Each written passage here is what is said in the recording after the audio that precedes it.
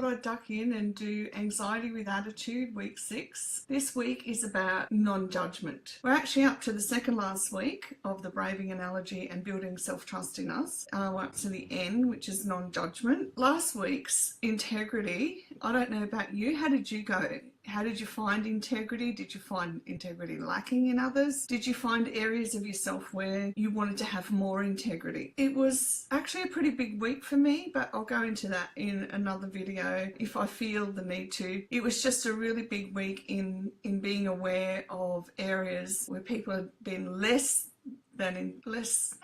integrity.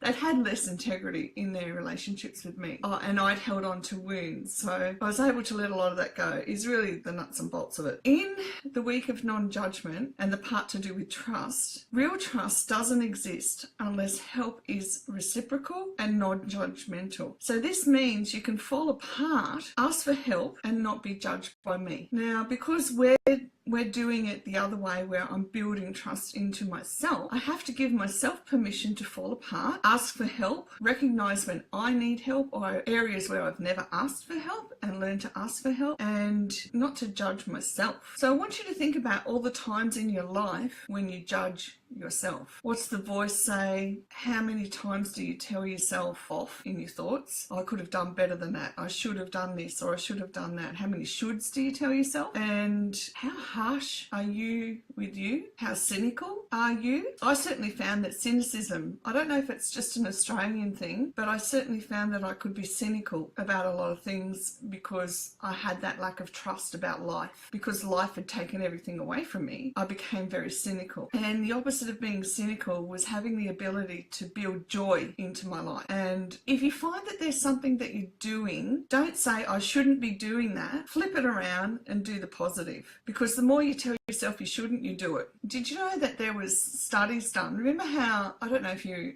old enough like me to remember, in psychology they used to tell you that if you're angry, go and get a punching bag and punch it and keep punching the anger out. Well, now that theory's been around for so long that they've done studies on it, that they actually learnt that by doing that you just make somebody angrier and angrier and angrier. Now the psychology in that is turn it around, and instead of, getting the anger out physically, get it out by doing something in joy. Or if you are afraid, do something in love. Okay, so that's the opposite side of things. And for women, I don't know about men because I'm not a male, but I'm happy to hear from men. How often when you look in the mirror do you focus on everything that could be better instead of the things that are good? I, for one, do it all the time, and I didn't even realise I was doing it until one day I was listening to my thoughts and I went, why on earth are you doing this? You've come so far, you can do so much, each year gets better.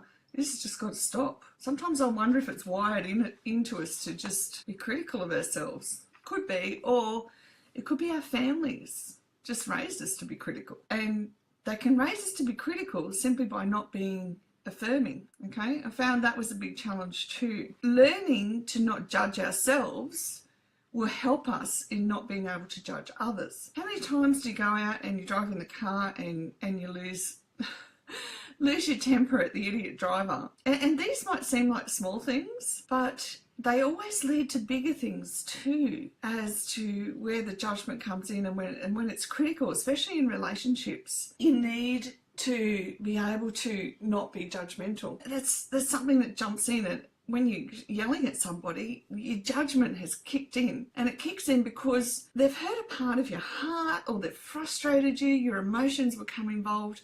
And as soon as your emotions are involved, you just go straight into your head. You shortcut and go straight to your mind, cut off the emotions and go judge, judge, judge, judge, judge, instead of relax.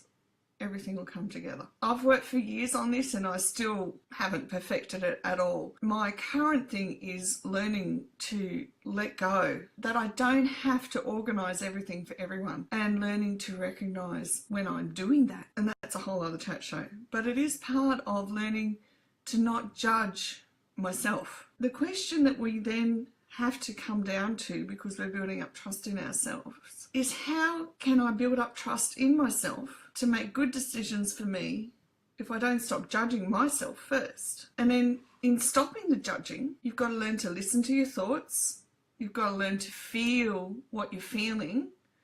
And you've got to, even before that too, you can become aware of the words that are coming out of your mouth. So if the words that are coming out of your mouth are you believing that you know what's best for somebody more than they do, even if that's true, you have to learn to stop. I have, they're called Mentos, and I chew on them, and it helps me stop thinking about what the solutions are, because even if you've got a solution, we still have to let that person have their own journey, let them work through their stuff, let them seek advice or wisdom. If they ask, that's okay. But I know for me personally, because of my upbringing, so being number one child, super responsible from a very young age, and not just responsible for my younger brother, but responsible for many, many things.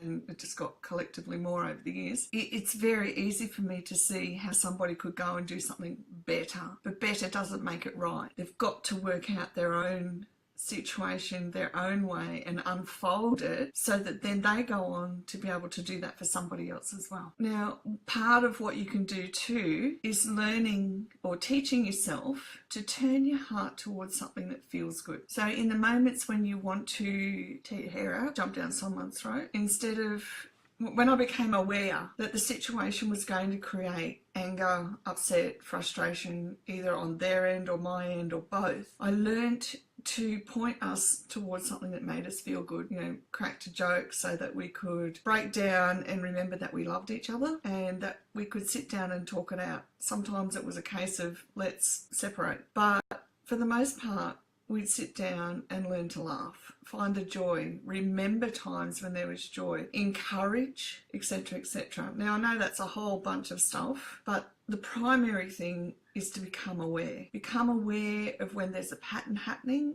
of the same behaviour, the same responses from yourself, because when you do this, you can change it. It also becomes easier to do when we remember our anti-anxiety affirmation of I am fully present. So it becomes easier for you to go, I am fully present. And as you're I am fully present, you deal with just the emotions in the moment. For those that find it really, really hard to deal with their emotions, it's time. Write them out. If you can't tell somebody, write it out. You've got many options. I actually still use the old notebook and pen to write it out. And even those people that I know that don't journal, like they hate it with a passion. A dear friend of mine does, but she will make herself journal, because once the emotion's out, once all that energy's out, it gives you the ability to have a clear space in your mind to become aware of a different solution for you in your situation. All right, so this week our affirmation is going to be I am aware, and you can use I am fully present and I am aware together. And as you go through this week, even if you choose just one thing, like becoming aware of when you're getting emotional before it comes out into explosion, do that for you and life will change in that area. So we're not about changing your whole life overnight. It's just about, let's just do one bit, one day at a time. Thanks for listening. Good luck with it all. And I'll be back in soon with another video. Thank you. Bye.